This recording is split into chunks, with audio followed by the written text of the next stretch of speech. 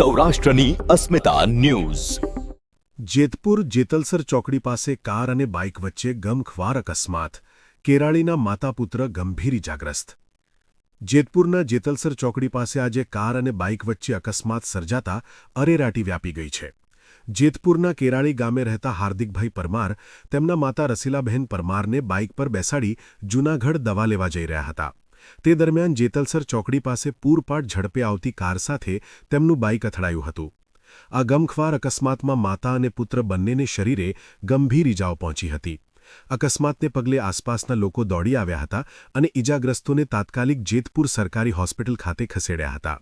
જો કે બંનેની હાલત નાજુક જણાતા પ્રાથમિક સારવાર બાદ વધુ સારવાર અર્થે તેઓને જૂનાગઢ રિફર કરવામાં આવ્યા છે। ઘટનાની જાણ થતાં જ જેતપુર તાલુકા પોલીસની ટીમ હોસ્પિટલ પહોંચી હતી અને અકસ્માત અંગે તપાસનો ધમધમાટ તેજ કર્યો છે।